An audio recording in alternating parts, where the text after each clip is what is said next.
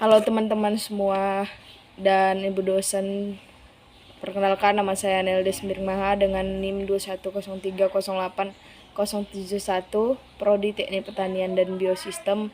Di sini saya akan menjelaskan dan menampilkan video saya tentang budidaya padi mulai dari prapanen sampai pasca panen. Selamat menyaksikan.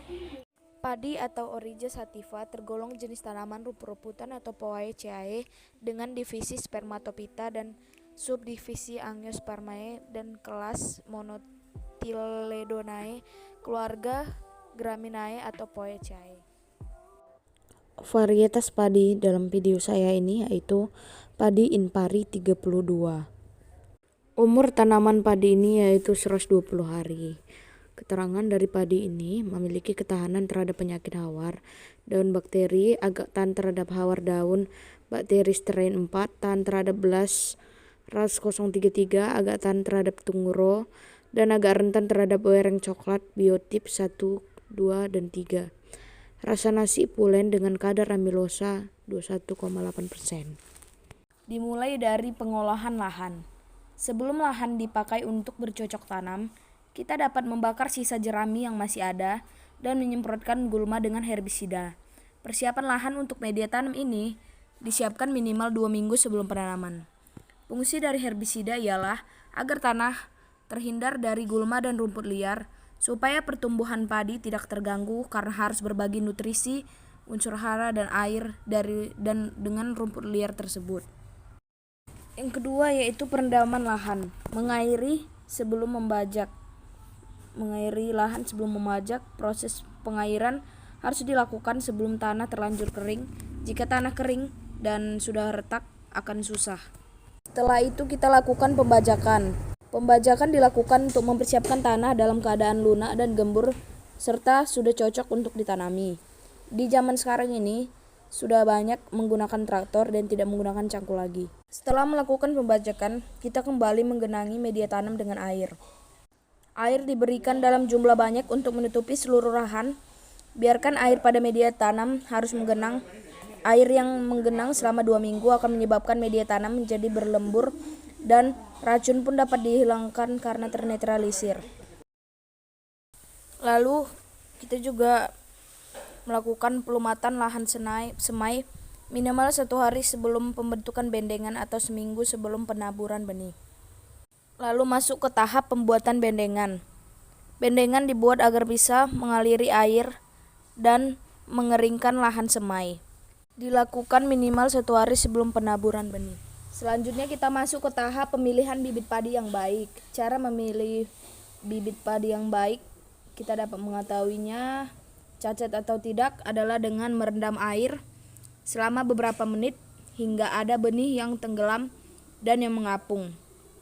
Benih yang tenggelam adalah benih yang berisi dan gemuk. Kita merendam padi selama kurang lebih 24 jam lalu memeramnya di dalam karung atau goni selama 2 hari dengan tujuan merangsang pertumbuhan benih agar menjadi kecambah. Tanah yang sudah dibajak diberi obat hama keong bernama Carisnail. Kemudian sebelum menanam padi, kita memberi obat rumput bermerek Saturn D. Jika lahan persemaian sudah siap, sebarkan benih yang telah berkecambah dengan merata. Pada usia 27-30 hari, kita sudah bisa mencabut tanaman padi yang telah kita semaikan tadi untuk kita tanam. Pada umumnya bibit yang berumur 27-30 hari ini mempunyai 5 ataupun sampai 10 batang per rumpun. Jenis bibit padi juga berbeda-beda, ada yang bibitnya umurnya berusia sampai 21 hari ataupun lebih. Berikut dapat kita lihat proses penanaman padi dengan jarak 15-20 cm dan untuk batang padinya antara 1-2 cm. Di sini kita bisa melihat proses pemupukan yang dilakukan pada usia 15 hari setelah tanam dan bisa kita lihat merek pupuk yang dipakai yaitu pupuk Rea, pupuk Ponska, dan ketiga yaitu pupuk Furadan. Kita juga bisa lihat di dalam lahan ini dilakukan penyemprotan hama pestisida. Yang pertama yaitu merek Ares atau obat untuk membasmi wereng dengan dosis 1 ml air. Kalau dia di tangkinya 16 ml per tangki dengan penyemprotan rata-rata 1 minggu atau 7 hari. Yang kedua yaitu juga ada Antrakol untuk membasmi hama ataupun jamur dengan interval 7 hari juga 3 sendok makan. Yang ketiga ada Prevaton dengan interval yang sama juga yaitu 7 hari. Yang keempat ada Gandasir sebagai vitamin daun. Setelah memasuki usia padi bunting ataupun bulir padi yang sudah mulai keluar, kita juga dapat menyemprotkan Scott mereknya untuk menambah bobot dan mencegah jamur 1 ml per 1 masa air. Nah, yang ini kita masuk ke tahap pemanenan. Menurut petani yang saya datangi, padi yang sudah siap layak dipanen tidak tergantung dengan warnanya. Bukan berarti daunnya hijau, padinya belum siap untuk dipanen. Kalau daunnya hijau, padinya kuning, itu jenis padi yang bagus dan siap dipanen. Nama alat yang dipakai untuk proses pemanenan padi ini yaitu kita kenal dengan combine harvester yang berfungsi untuk memotong bulir tanaman, merontokkan dan membersihkan gabah sambil berjalan di sawah. Alat yang digunakan ini hanya untuk memanen saja, beda dengan untuk menggiling menjadi beras. Padi yang baru dipanen harus dikeringkan terlebih dahulu karena masih memiliki kadar air yang tinggi. Kita juga harus memperhatikan penanganan pasca panen.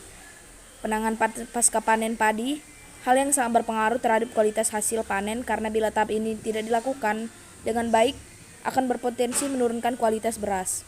Itu tadi, makanya saya bilang ini tidak bisa langsung digiling karena kadar air yang masih tinggi, yaitu gabah yang masih memiliki kadar air sekitar 22% sampai 25% kadar air. Kadar air yang optimal untuk melakukan penggilingan adalah 13 sampai 15% setelah dikeringkan. Waktu penjemuran padi rata-rata 3 sampai 4 hari. Jika matahari sedang terik, padi hanya butuh dijemur 2 hari saja. Setelah proses pemanenan dan pengeringan gabah padi, padi sudah siap untuk digiling menjadi beras.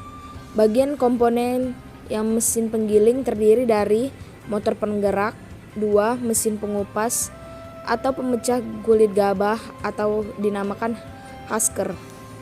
Mesin ini membersihkan kulit gabah atau sekam yang tercampur dalam beras pecah kulit. Yang ketiga ada mesin pemisah gabah atau dalam istilah pertanian dikenal dengan separator, digunakan untuk memisahkan gabah dari beras pecah kulit. Yang keempat ada mesin penyosoh atau pemoles atau pemutih yang dikenal dengan istilah poliser. Yang kelima ada mesin pemisah beras kepala, beras patah, dan menir atau dikenal dengan istilah shifter. Dan yang terakhir yaitu mesin pengkristal atau pencuci beras, yaitu dikenal dengan istilah shining. Gabah padi yang telah digiling di mesin penggiling untuk menjadi beras dimasukkan ke dalam karung dan siap didistribusikan ataupun dipasarkan. Setelah proses pasca panen yang dilakukan, tanah ataupun lahan akan diistirahatkan selama 2 bulan untuk penanaman berikutnya. Sekian dari video saya tentang budidaya padi mulai dari prapanen sampai pasca panen. Kiranya kalau videonya masih kurang bagus harap dimaklumi karena kita masih sama-sama dalam tahap belajar dan semoga kedepannya bisa menjadi lebih baik. Dan juga jika ada kata-kata kurang berkenan harap dimaklumkan. Banyak terima kasih buat kalian semua telah menonton video saya dan atas perhatiannya. Sampai jumpa kembali.